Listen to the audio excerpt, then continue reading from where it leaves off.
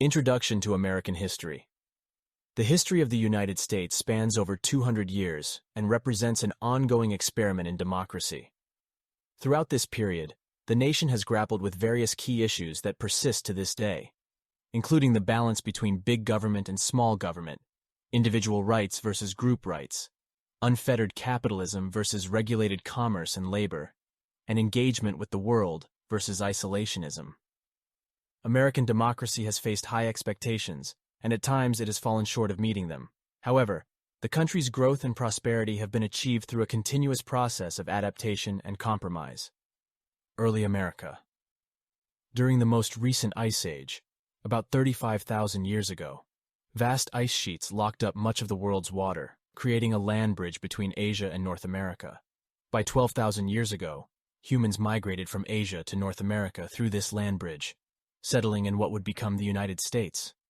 Early groups like the Hohokam, Adanans, Hopewellians, and Anasazi established villages and practiced agriculture. Their societies were clan-oriented and closely tied to the land and spiritual beliefs. Over time, some of these early groups disappeared, replaced by Native American tribes such as the Hopi and Zuni, who thrived by the time Europeans arrived. The Norse, led by Leif Erikson around 1001, were the first Europeans to visit North America, followed by Spanish explorers like Columbus, Ponce de Leon, and de Soto in the 1500s. The Spanish established the first permanent European settlement in St. Augustine, Florida, in the mid-1500s, but the story of the formation of the United States would unfold in later settlements along the Atlantic coast, such as Virginia, Massachusetts, New York, and other areas colonized by European immigrants. Colonial period. In the 1600s, most settlers in the British colonies were English, but there were also people from the Netherlands, Sweden, Germany, France, Scotland, and Northern Ireland. They came to America for various reasons, such as escaping war, political oppression, religious persecution, or seeking a better life. Some arrived as servants, while African slaves were forcibly brought to work on plantations. By 1690, the population in the colonies was 250,000, which rapidly grew to 2.5 million in less than 100 years.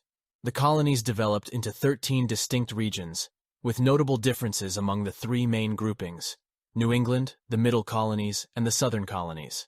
New England, including Massachusetts, Connecticut, and Rhode Island, relied on wood products, fishing, shipbuilding, and trade.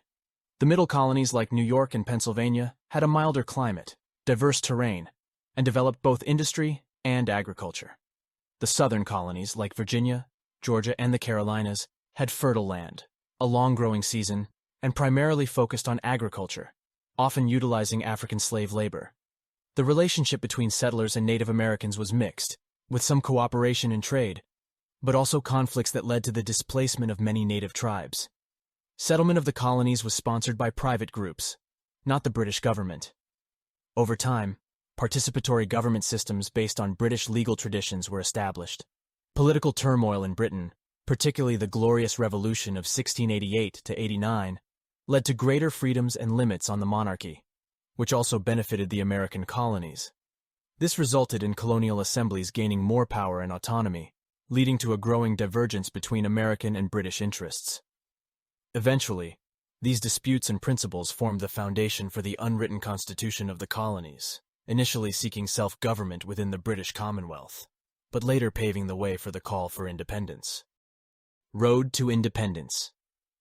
In this video, I explain the emergence of liberalism and democracy in the United States, stemming from the process of building a new society on previously unsettled land.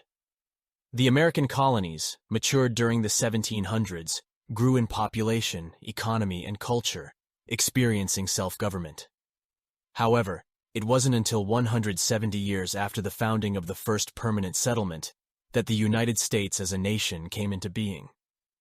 Conflict with Britain during the French and Indian War led to policies that restricted the colonists' way of life, sparking objections and resistance, particularly against the Stamp Act.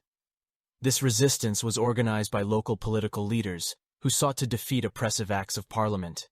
As tensions escalated, a small number of radicals, led by Samuel Adams, pushed for independence rather than mere accommodation. The American Revolution began in 1775, culminating in the adoption of the Declaration of Independence on July 4, 1776. The War for Independence continued for several years until the Treaty of Paris in 1783 acknowledged the United States' independence. After independence was secured, the 13 states faced the challenge of forming a national government. The Articles of Confederation, initially adopted, proved inadequate, leading to the convening of a constitutional convention in 1787. After heated debates and compromises, the new constitution was drafted, providing a complex framework for the federal government, with 3 branches of power and checks and balances. The Constitution faced opposition, as some feared a strong central government could become tyrannical. This led to the addition of the Bill of Rights, guaranteeing individual freedoms and protections. Since then, only 17 additional amendments have been added to the Constitution. Early years, westward expansion, and regional differences. George Washington was the first president of the United States and played a crucial role in organizing an effective military force during the American Revolution. As president, he worked with Congress to create the Departments of State, Treasury, Justice, and War, establishing his cabinet of presidential advisors. The formation of these departments and the Supreme Court set the groundwork for a functioning government. Washington served 2 4-year terms and set a precedent for future presidents by voluntarily leaving office. The next 2 presidents, John Adams and Thomas Jefferson, represented different political philosophies, leading to the formation of the first political parties in the Western world. The Federalists, led by Adams and Alexander Hamilton, favored a strong central government, while the Republicans, led by Jefferson, supported states' rights and the self-sufficiency of farmers. For about 20 years, the young nation thrived in relative peace, maintaining friendly and impartial relations with other nations. However, political developments in Europe, particularly between Britain and France, posed challenges for the United States. The War of 1812 with Britain resulted in the burning of Washington, D.C., but the U.S. Army and Navy secured decisive victories, and a peace treaty was signed. By the time the War of 1812 ended, the United States had overcome many challenges and expanded its territory through acquisitions like the Louisiana Territory and Florida. The country's population tripled between 1812 and 1852, leading to increased regional differences and tensions. The issue of slavery became a significant point of contention, with the North opposing its expansion and the South defending its economic status quo. The Missouri Compromise attempted to balance these positions, but tensions continued to escalate. Abraham Lincoln's election as president in 1860 on an anti-slavery platform prompted Southern states to secede from the Union, leading to the eruption of the American Civil War. Overall, the early history of the United States saw the establishment of a functioning government, territorial expansion, and the emergence of political parties, but it was also marked by growing sectional conflicts over issues like slavery. Civil War and post-war Reconstruction. The American Civil War began in April 1861, when the Southern states seceded from the Union to form their own confederacy, leading to a conflict between the Northern and Southern states. The North, led by President Lincoln, aimed to preserve the Union, while the South fought for its independence. The North had numerical and industrial advantages, with more states, people, and better infrastructure for producing war supplies. The South, however, had experienced military leaders and fought on familiar terrain. The war lasted for 4 years and involved large ground and naval battles in various states, with the Union gaining momentum in 1863 after significant victories at Vicksburg and Gettysburg. Eventually, General Ulysses S. Grant surrounded General Robert E. Lee in Virginia, leading to Lee's surrender and the end of the Civil War in April 1865. After the war, the process of Reconstruction aimed to reintegrate the Southern states into the Union. However, it faced challenges, including resistance from former Confederates, corruption, and racism, delaying the struggle for equality for African Americans until the 20th century. Following the Civil War, the United States experienced significant growth and transformation. The nation's frontier disappeared, and it transitioned from a rural republic to an urban nation with industrial development, corporate consolidation, and the influx of immigrants seeking opportunities. Inventions like the telephone and light bulb revolutionized daily life, and farming saw significant advancements with the use of machines and improved seeds. The Western region continued to attract settlers, leading to conflicts with Native American tribes, During the late 1800s, the United States also engaged in imperialistic efforts, acquiring territories from Spain and becoming a world power while balancing ideals of self-government with economic interests, discontent, and reform. By 1900, the United States had experienced significant political and economic changes, including periods of growth, civil war, prosperity, and depression. The ideals of religious freedom, free public education, and a free press were established. However, political power seemed concentrated in the hands of corrupt officials and business associates. In response, the progressive movement emerged, seeking greater democracy, social justice, honest government, and better business regulation. Progressive writers and social critics like Upton Sinclair, Ida M. Tarbell, and Theodore Dreiser exposed unfair and dangerous practices through their literature, leading to legislative reforms. President Theodore Roosevelt embodied the progressive spirit, advocating national reforms to regulate monopolies and conserve natural resources. Reforms continued under Presidents William Howard Taft and Woodrow Wilson, leading to the establishment of the Federal Reserve Banking System and the Federal Trade Commission. Laws were enacted to improve working conditions, support farmers, and reduce the cost of living by lowering taxes on imported goods. The progressive era coincided with significant immigration to the United States, with nearly 19 million people arriving between 1890 and 1921. This diverse influx from various countries contributed to America's melting pot identity. Though immigration restrictions were later established, the belief in welcoming newcomers, symbolized by the Statue of Liberty, has preserved the United States as a nation of immigrants. World War I, 1920s. Prosperity, the Great Depression. The outbreak of war in Europe in 1914, involving Germany and Austria-Hungary, impacted U.S. interests from the beginning. American shipping faced interference from both British and German navies, with German submarine attacks leading to the sinking of the British liner Lusitania and the death of around 130 Americans.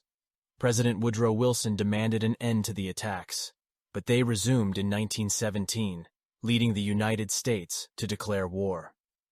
Over 1,750,000 U.S. troops played a crucial role in defeating the German and Austro-Hungarian alliance, leading to an armistice in 1918.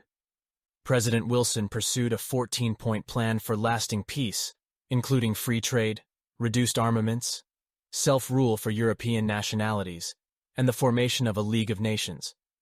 However, the final peace treaty, the Treaty of Versailles, did not fully reflect Wilson's vision, and the U.S. rejected the League of Nations. Following the war, the U.S. experienced labor unrest, racial tensions, and economic challenges, but also a brief period of prosperity in the 1920s, marked by increased consumerism and women gaining the right to vote. However, the economy eventually suffered a severe downturn, leading to the Great Depression, which shaped the 1932 presidential election. Franklin Roosevelt's election brought hope for economic recovery through bold federal interventions and marked a new era of change in the United States. The New Deal and World War II. The early 1930s saw the introduction of President Franklin Roosevelt's New Deal, aimed at pulling the United States out of the Great Depression. The New Deal involved various initiatives, such as federal deposit insurance, stock market regulations, support for workers' unions, agricultural subsidies, and public works projects.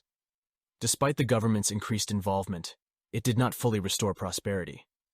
As World War II loomed, the United States initially attempted to remain neutral, while totalitarian regimes in Germany, Italy, and Japan expanded their control.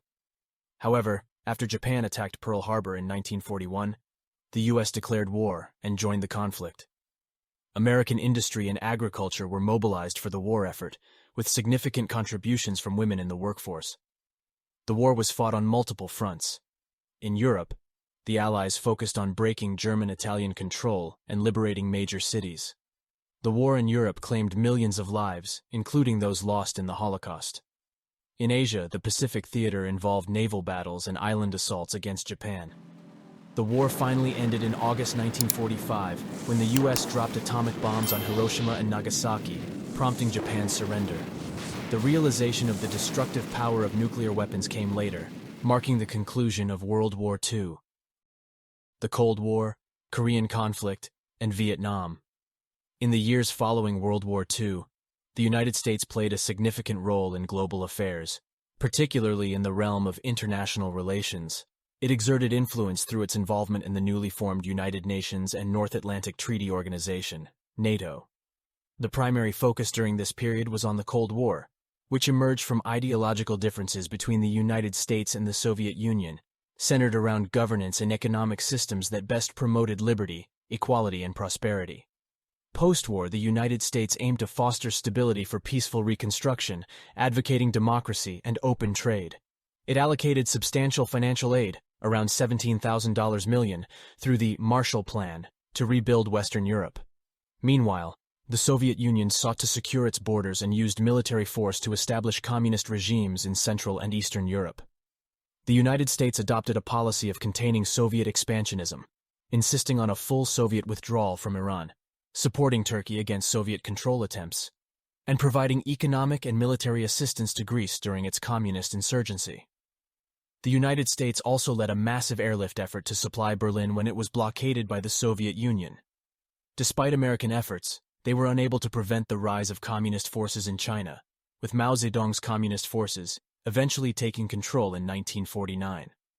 Subsequently, when North Korea, supported by China and the Soviet Union, invaded South Korea in the following year, the United States obtained UN support for military intervention. While a truce was eventually signed and the North Koreans pushed back, tensions remained high, and U.S. troops continued to stay in the region for an extended period. In the mid-1960s, the United States sent troops to defend South Vietnam against a communist insurgency from North Vietnam. The American involvement escalated significantly, but ultimately, it was not enough to prevent the collapse of South Vietnam in 1975, resulting in a costly war with significant loss of life and causing internal divisions among Americans, leading to increased wariness of further foreign engagements. Cultural change, 1950 to 1980. In the 1950s, most Americans felt confident in their role as a strong force against global communism and supported democracy. They experienced economic growth and a shift to a service economy, leading to suburban expansion. However, challenges to the status quo began to emerge. African Americans fought for fair treatment and desegregation. The 1960s saw significant progress with civil rights and voting rights legislation, but not without opposition and some violence. Many African Americans made steady progress into the middle class. During the 1960s to 70s, American women expressed frustration over limited opportunities. The women's movement, led by figures like Betty Friedan and Gloria Steinem, sought to change laws and traditions for gender equality. Native American leaders organized to defend their rights promised in treaties, using the court system and legislative processes to regain control over tribal lands and resources. Hispanic Americans, especially those from Mexico, Central America, Puerto Rico, and Cuba, became politically active and fought discrimination. Cesar Chavez led a successful boycott for farm workers' rights. Many students protested the Vietnam War and rejected their parents' values, leading to a counterculture movement characterized by long hair, rock music, and drug use. Concerns about the environment led to organized efforts to reduce pollution, resulting in the first Earth Day celebration and the establishment of the Environmental Protection Agency in 1970. Overall, the social changes from the 1950s to the 1980s were shaped by an open, diverse society, with demands for change varying in peaceful and sometimes violent ways. The United States gradually evolved to better reflect its multicultural foundation. The history of Americans, a continuous narrative, and it is up to each generation to write the next chapter, weaving together a shared vision of progress and prosperity. The next chapter of Americans is complex since it continues to evolve and redefine itself. This is History Enthusiast. Kindly subscribe, click on the notification bell, and share with your friends and family. Don't forget to give a thumbs up, as it encourages me to do more.